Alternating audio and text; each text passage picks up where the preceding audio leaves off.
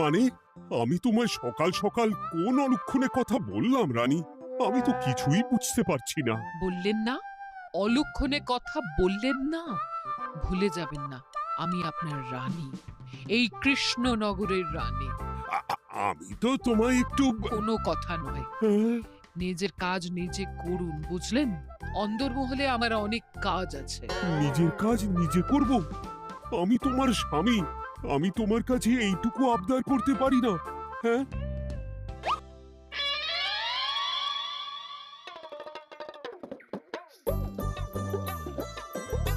আহ, আজ গিন্নির সাথে বচসা করতে গিয়ে দেরি হয়ে গেল। মহারাজ আবার আমার দেরি দেখে রেগে না যান।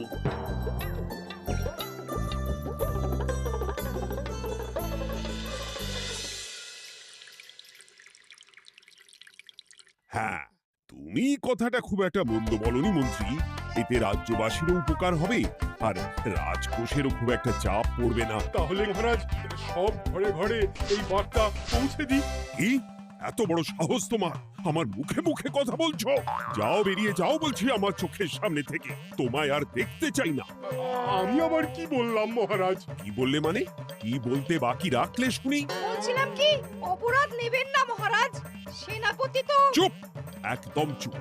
আমি মরছি নিজের জ্বালায়, আর তুমি ওই ভুল ভাল বলে আমার মাথা বিগড়ে দিতে চাইছো? মহারাজ রেগে আগুন, এই ছিলেন ঠান্ডা, এই তো মুখে হাসি ছিল, এখন হাতে ডান্ডা। কি বললে কবি? তুমি আমায় অপমান করলে? যাও, এক্ষুনি তোমরা সবাই দূর হয়ে যাও আমার সামনে থেকে। কাউকে চাই না আমি। এই মুহূর্তে রাজসভা আমি শূন্য দেখতে চাই, না হলে আজ সব কটার গর্দান নেব আমি। যাও বলছি।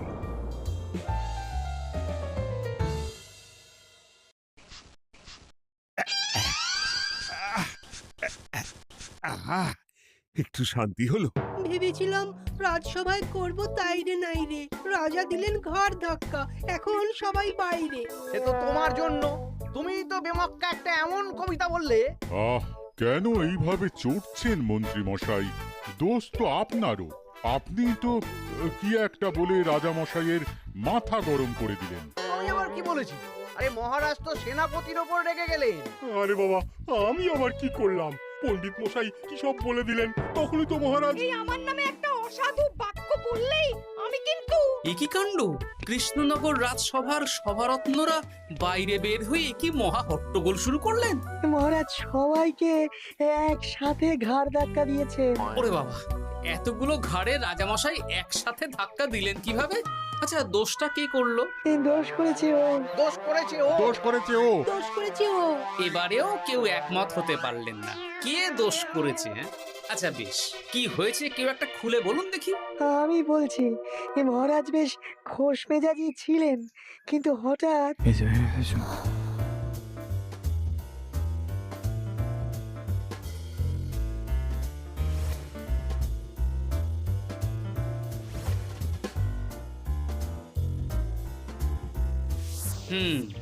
এই কাণ্ড! এ তো ভারী অদ্ভুত রোগ মনে হচ্ছে। মহারাজের আচমকা মাথায় রক্ত চড়ে গেল নাকি? হ্যাঁ, মহারাজ আপনাদের রাজসভায় ডেকেছেন। ওরে বাবা না, যাবো না গো আমি, আমার কাছে আমার প্রাণ সবচেয়ে দামি। আমিও যাব না, নির্ঘাত মহারাজ গর্দান নিতেই ডাকছেন। আমিও যাব না গোপাল, আমারও প্রাণের বড় মায়া। আচ্ছা এটা কি কোনো কথা হলো? হ্যাঁ, প্রাণের মায়া কার নেই বলুন তো? আর মহারাজ যে গর্দান নিতেই ডাকছেন তার কি কোনো মানে আছে? অন্য কারণও তো হতে পারে। তুমি কি করে বুঝলে? হ্যাঁ, বুঝতে পারিনি, তবে আন্দাজ করেছি। তোমাদের কথাতেই শুনলাম মহারাজ খোশ মেজাজেই ছিলেন, সহসা রেগে গেছেন। আবার যে সহসা খোশ মেজাজেই ফেরেননি, তাই কি বলা যায়? এটা তুমি বলনি তো মন্দ। চলো সবে ফিরিয়ে আনি রাজসভার ছন্দ। আরে গোপাল, এসো এসো এসো। তা এত দেরি করলে কেন? বাকিরা কোথায়? তারা আসছেন মহারাজ। আপনি তাদের ডেকেছেন, তাদের ঘাড়ে কটা মাথা যে তারা আসবেন না। কিন্তু মহারাজ, আমি অন্য কথা ভাবছি। কি কথা গোপাল? আপনি নাকি সভায় আজ হঠাৎ সবার উপরে রেগে গিয়ে তাদের সভা থেকে বের করে দিয়েছেন মহারাজ। এ কি সত্যি মহারাজ? আরে না না গোপাল, মোটেও না। বলতে পারো আমি সবার সাথে একযোগে একটা রসিকতা করছিলাম। আমি দেখছিলাম সবাই আমার রসিকতা কেমন বুঝতে পারে। তাই নাকি? আসলে তুমি ছিলে না বলেই এরা কেউ আমার রসিকতা ধরতে পারেনি। এ কি সত্যি মহারাজ? আপনি সত্যি আমাদের উপর কোনো রাগ করেননি? হুম, এ কি, এই সব কিছুই আপনার রসিকতা ছিল? ও মা, তাই নাকি মহারাজ? এই যে আপনি শুনিয়ে দিলেন কথা কড়া কড়া, সবকিছুই ছিল আসলে নিছক মজা করা। আহ, আবার যত সব বাজে বকছো তোমরা। এত কথা কেন? তোমরা কেউ আসলে মহারাজ কৃষ্ণচন্দ্রের রাজসভার যোগ্য নও। যাও যাও, দূর হয়ে যাও। কিন্তু মহারাজ, এই যে আপনি বললেন। আহ, তুমি সবার আগে যাও তো। তুমি হলে সব নষ্টের গোড়া। যাও বলছি, আমার আর ভালো লাগছে না। যাও। জব বাবা।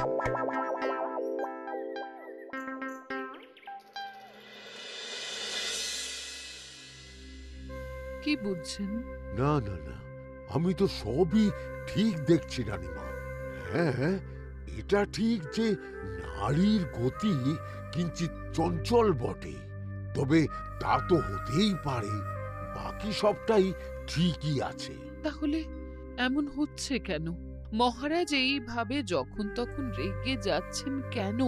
আজ শুনলাম আপনাদের সভা থেকে দুবার বের করে দিয়েছেন, আবার ফিরিয়ে এনেছেন। হুম হুম হুম। আমি ওষুধ পাঠিয়ে দিচ্ছি, আর মহারাজের কিঞ্চিত বিশ্রামের দরকার। হ্যাঁ, তোমার মাথা আর আমার মুন্ডু। বলি, আমি বিশ্রাম নিলে রাজকার্যকে চালাবে শুনি তুমি, নাকি ওই অকর্মার ঢেকি মন্ত্রী? না মানে ওই আমি। যাও, আর আমার কথা বলতে ভালো লাগছে না। আমাকে একটু একা থাকতে দাও।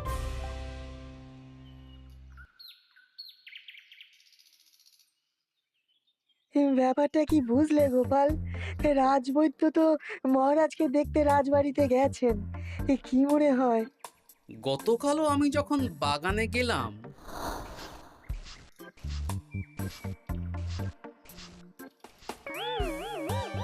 গোপাল, তোমার কি মনে হয় মহারাজকে কোন রোগে ধরেছে? এই রেগে যাচ্ছেন, আবার এই মাথা ঠান্ডা হয়ে গিয়ে ডেকে পাঠাচ্ছেন। আমি বলি কি গোপাল, তখন সবার সামনে বলিনি বটে, তবে এখন তোমার সামনে স্বীকার করতে বাধা নেই। কি কথা বিজ্ঞানী? মহারাজের এই রাগের কারণ হয়তো আমি। আমার মনে হয় আমার দোষেই উনি এরকম বারবার রেগে যাচ্ছেন। কেন? আসলে মহারাজ আমাকে একটা মাথা যন্ত্রণা সারার ওষুধ আবিষ্কারের দায়িত্ব দিয়েছিলেন, তো আমি অনেক চেষ্টা করেও সেই ওষুধটা আবিষ্কার করতে পারিনি। যেটা আবিষ্কার করেছি তাতে সেরকম কাজ হচ্ছে না। আমার মনে হয় ওনার মাথা ব্যথা থেকে এরকম হচ্ছে। সে যাই হোক, তুমি কিছু একটা করো গোপাল। মহারাজের অসুখ কিভাবে সারানো যাবে সেটা নিয়ে কিছু একটা ভাবো। ভাবতে তো হবেই। আজ সন্ধেবেলায় তুমি তোমার বাড়িতে বাকি সভাসদদের ডেকে আনো, আমি সমাধান সঙ্গে নিয়ে সময় মতো চলে আসবো। আচ্ছা বেশ, তাই হবে। আমি এখনই বাকিদের খবর দিয়ে দিচ্ছি। আর বিজ্ঞানী, একটু এদিকে এসো তো, একটা কথা আছে।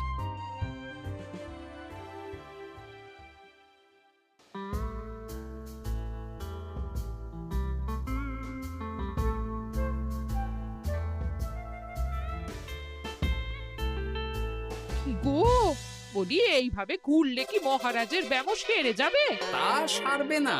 তার চেয়ে এক কাজ করি, কিছুটা আলু আর ছোলা সেদ্ধ করেছি, তার সাথে নুন, লঙ্কার গুঁড়ো আর লেবু দিয়ে মেখে আলু কাবলি বানিয়ে দিই, কি বলো? হ্যাঁ, দাও দাও দাও, মন্দ হয় না। মহারাজের মন উচ্চাটন। তার কি কারণ? মাঝে মাঝে আসছেন আর মহারাজ রেগে আগুন হয়ে যাচ্ছেন, আবার যেই সে ব্যামো ঠিক হয়ে যাচ্ছে মহারাজ সেই আগের মতন। তার উপর আবার সভাসদেরা মনে করছে তাদেরও কোনো দোষ আছে। তাহলে দুয়ে দুয়ে চার করতে হবে, কিন্তু কিভাবে কিভাবে কিভাবে? এই নাও আলু কাবলি খেয়ে পেট ঠান্ডা করে নাও দেখি। হ্যাঁ, বেশ কিছুদিন আগে বিজ্ঞানী লেবুর রসের জাদুর কথাই তো বলছিল। আচ্ছা গিন্নি, তুমি তোমার বিয়ের সময় তোমার বাবার মুদির দোকানের একটা কাঠের ছোট বাক্স পেয়েছিলে না, যাতে শ্বশুর মশাই মোহর রাখতেন? উমা, সে বাক্স তো ঝুলকালি মেখে আছে গো, তা দিয়ে তোমার কি হবে? ঝুলকালি লেগেছে? বাবা বাবা বাবা, তাতে তো আমার কাজ আরো ভালো হবে। যাও যাও যাও, নিয়ে এসো দেখি। আমি ততক্ষণে বেশ খানিকটা অদৃশ্য কালি বানিয়ে ফেলি। না না, আমি তো বলছি মহারাজের কোনো রোগ নেই, সামান্য উদ্বেগ ছাড়া আর কোনো সমস্যাই নেই মহারাজের। তাহলে মহারাজ আমাদের এই তুর্কি নাচন কেন নাচাচ্ছেন শুনি, মস্করা করে? তাই তো উত্তর জানা চাই তো। আর এই যে এত জরুরি তলব পাঠিয়ে গোপাল আমাদের ডেকে পাঠালো, তার তো টিকিরও দেখা নেই। গোপাল কি করবে শুনি? যে রোগ আদপেই নেই সেই রোগ কিনা ওই গোপাল ছাড়াবে? আমার তো বিশ্বাসই হয় না। বিশ্বাসে মিলায় বস্তু, তর্কে বহু দূর, তাই না মন্ত্রী মশাই? পেলে গোপাল, মহারাজের রোগ সারাবার কোনো উপায় পেলে? আচ্ছা গোপাল, রাজবৈদ্য বলেছেন মহারাজের কোনোই অসুখ নেই, তা তুমি কি সারাবে শুনি? হ্যাঁ, রোগ হয়তো রাজবৈদ্য মশাই ধরতে পারেননি, কিন্তু কিছু তো আছেই যার জন্য মহারাজ এমন আচরণ করছেন, তাই না? তা তুমি বলো না মহারাজ এমন কেন করছেন, আর কি তার সমাধান? এক এক করে বলি। আমি ভেবে দেখলাম এর জন্য আমরাই দায়ী।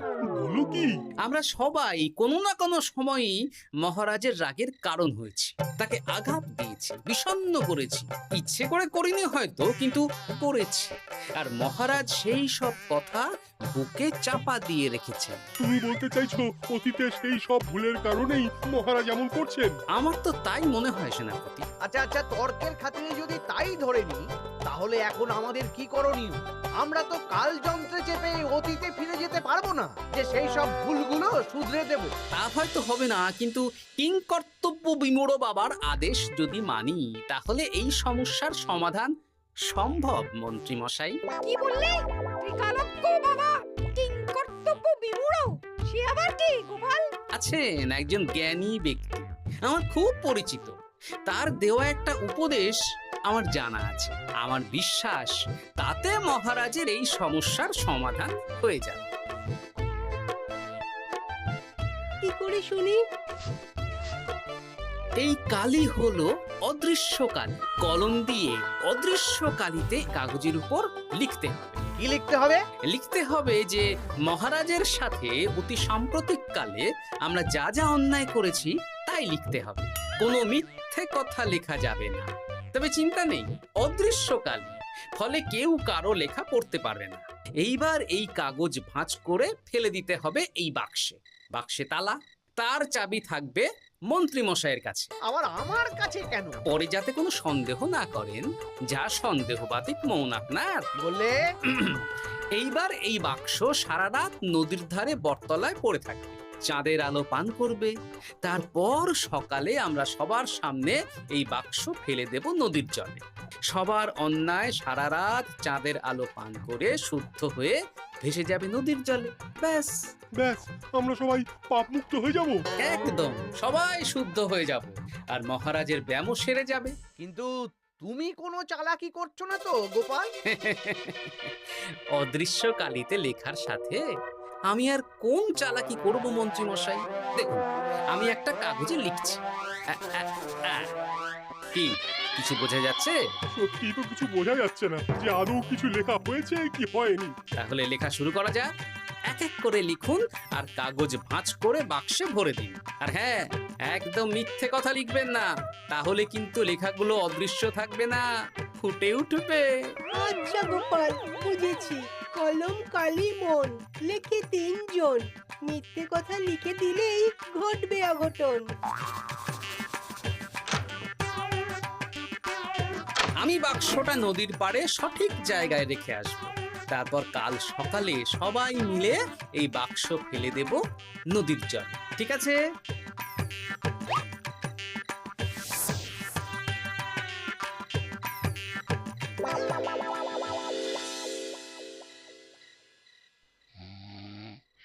কথায় আছে, মনে যা আসে বলে যাও, ভুলেও লিখো না, তাহলেই বিপদে পড়বে। এদিকে কেমন সবাই নিজের নিজের দোষ লিখে বাক্সে ফেলে দিয়েছে। ভাগ্যিস আমি সবার লেখা কাগজগুলো রাতের অন্ধকারে বের করে আনলাম।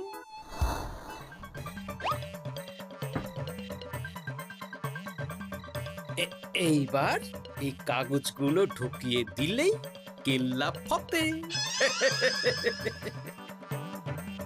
এখন সবার পাপের স্বীকারোক্তি আমার হাতের মুঠোয়।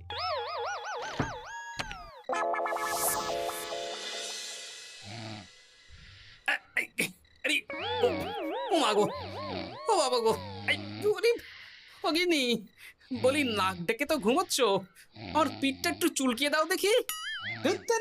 এই জন্যই তো মাথাটা যায় গরম হয়ে। আরে, এই সহজ ব্যাপারটাই তো আমি বুঝতে পারিনি। মহারাজের অসুখ তাহলে এই। যাক, এই রাতের বেলাতেই একসাথে একটা ঢিল পেয়ে গেছি। এক ঢিলে মারবো 2 পাখি। রাজার অসুখও সারবে, আবার সব কটা পাজি শায়েস্তাও হবে।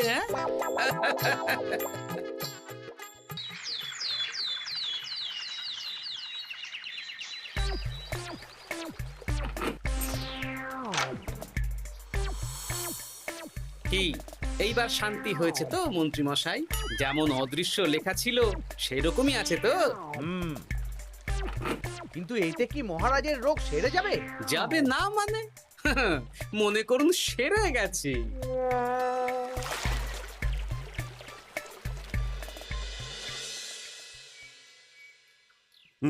তাহলে আজকে সভার কাজ শুরু করা যাক।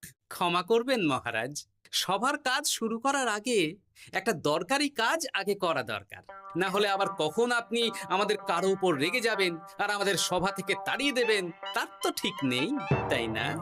গোপাল, আর বিরক্ত করো না। আমার এত সাহস নেই মহারাজ যে আমি আপনাকে বিরক্ত করব। আমি তো জানি নিজের পিঠ যখন নিজে চুলকোনো যায় না, আর কেউ থাকে না সেই পিঠ চুলকিয়ে দেবার মতো, তখন কিরকম বিরক্তি জেগে ওঠে, তাই না মহারাজ? এ কি গোপাল, তুমি এত কিছু কি করে জানো? জানাই তো আমার কাজ মহারাজ। আর এও জানি যে আপনার এই বিরক্তির পেছনে সভাসদগণের ভূমিকা ঠিক কি। তার মধ্যে তুমিও আছো গোপাল, তাই না? আছি, পুরো মাত্রায় আছি মহারাজ।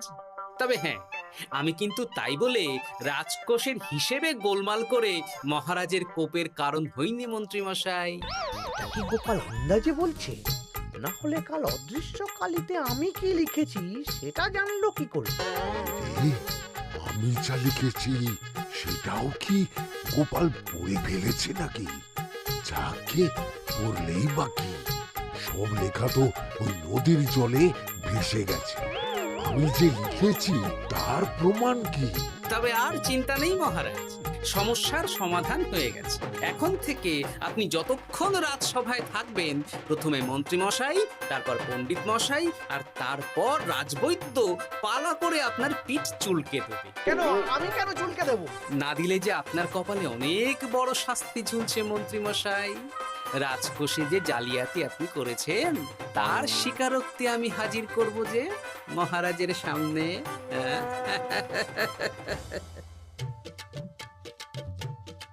এই নিন মহারাজ, মন্ত্রী মশাইয়ের পাপের স্বীকারোক্তি। আপনি আগে মন্ত্রী মশাইয়ের লেখাটা পড়ুন, তারপর একে একে সকলের স্বীকারোক্তি দিচ্ছি। এ কি মন্ত্রী, তুমি রাজকোষ থেকে 500 মোহর চুরি করেছো, আর তার বদলে সেই হিসেব তুমি পুকুর পাড় বাঁধানোর খরচ হিসেবে দেখিয়েছো। এই সেরেছি, এটা ফুটে উঠলো কি করে? সে অনেক কাণ্ড মন্ত্রী মশাই, বাকিদের সবারটাই আছে, এত জেনে কাজ কি? না না, জানতে তো হবেই। তাহলে শুনুন, এই অদৃশ্য কালি আসলে লেবুর রস। গতকাল রাতে আমি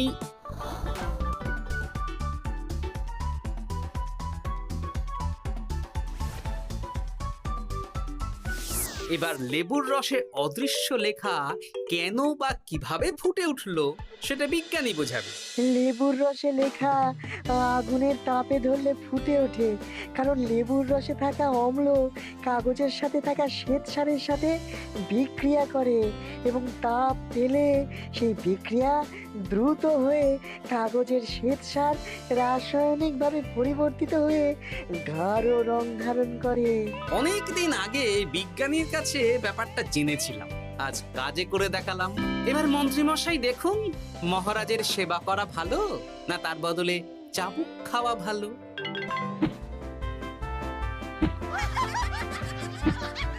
ওরে বাবা, না না, উহ! আগে যেমন বুনো ওল তেমনই তো বাঘা তেঁতুল হবে মন্ত্রী মশাই। যা, রাজা মশাইয়ের মেজাজ আবার বিগড়ে যাওয়ার আগেই কাজ শুরু করে দিন ও বাকিদেরকে সেবা করার সুযোগ করে দিন। আজ থেকে ভুল হলে শুধরে নেব ভুলকে। মন্ত্রীমশাই মহারাজের পিঠ দেবে চুলকে।